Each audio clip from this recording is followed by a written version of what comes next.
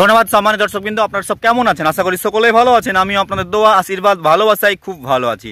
প্রতিদিনের মতো আজকেও আপনাদের মাঝে খুবই একটি গুরুত্বপূর্ণ নতুন ইনফরমেশন ভিডিও নিয়ে চলে এসেছি, যেটা গোটা ভারতবর্ষ তথা পশ্চিমবঙ্গের সমস্ত জনসাধারণের খুবই কাজে লাগবে। আজকের ভিডিওর বিষয়বস্তু হলো সিসিএ এবং এনআরসি।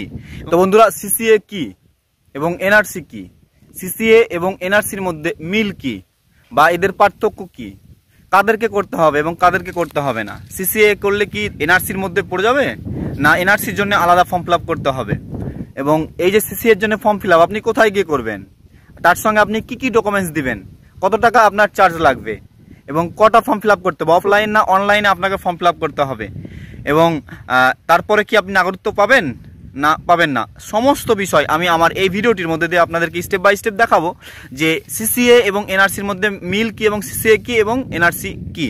আমার এই ভিডিওটি আপনারা মনোযোগ সহকারে শান্তিপূর্ণভাবে প্রথম থেকে শেষ পর্যন্ত দেখবেন, একটা স্টেপ ছেড়ে গেলে আর ভিডিওটি বুঝতে পারবেন না।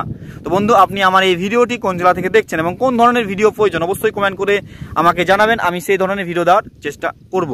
এবং যারা আগে থেকে আমার ইউটিউব চ্যানেল এবং ফেসবুক পেজকে সাবস্ক্রাইব এবং ফলো দিয়ে রেখেছেন তাদেরকে অসংখ্য ধন্যবাদ। যারা এখনো করেনি যত তাড়াতাড়ি সম্ভব করে নেন এই ধরনের লেটেস্ট ইনফরমেশন ভিডিও পেতে। সিসিএ কি? 2019 সালে সংসদে পাস হয় সিসিএ। এই আইনে ভারতের 3 প্রতিবেশী দেশের কথা বলা হয়েছে, পাকিস্তান, আফগানিস্তান এবং বাংলাদেশ। আর ওই 3 দেশ থেকে আসা হিন্দু, খ্রিস্টান, বৌদ্ধ, জৈন, শিখ, পার্সিদের ভারতীয় নাগরিকত্ব দেওয়া হবে সিসিএ এর মাধ্যমে। এক্ষেত্রে শর্ত হলো তাদের অন্তত 5 বছর ধরে ভারতে বসবাস করতে হবে, তাহলেই তারা নাগরিকত্বের জন্য আবেদন করতে পারবেন।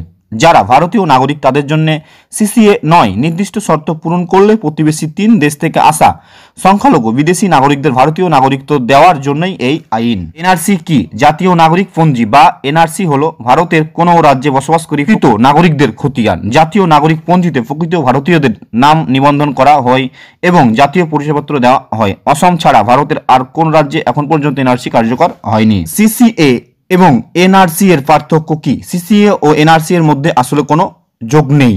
সিসি হলো 3 দেশ থেকে আসা 6 সংখ্যালঘু সম্প্রদায়ের নাগরিকদের ভারতীয় নাগরিকত্ব দেওয়া। ভারতীয় নাগরিকদের ওপর এর কোনো প্রভাব নেই। আর এনআরসি হলো প্রকৃত ভারতীয়দের খতিয়ান। অবশ্যই আমার এই ভিডিওটি আপনারা বুঝতে পারলেন, আপনাদেরকে আমি স্টেপ বাই স্টেপ বুঝিয়ে দিলাম। তো বন্ধু, আপনি যদি আমার এই ভিডিও থেকে একটু উপকার পেয়ে থাকেন এবং আপনার একটু কাজে লাগে, তাহলে অবশ্যই বিভিন্ন সোশ্যাল মিডিয়া ও গ্রুপে শেয়ার করবেন, যাতে আপনার মতো অনেক মানুষ এই ভিডিওটি থেকে উপকৃত হতে পারে। আপনাদের সঙ্গে আবারও দেখা হবে নেক্সট ভিডিওতে। ততক্ষণ ভালো থাকুন, সুস্থ থাকুন, বাই বাই।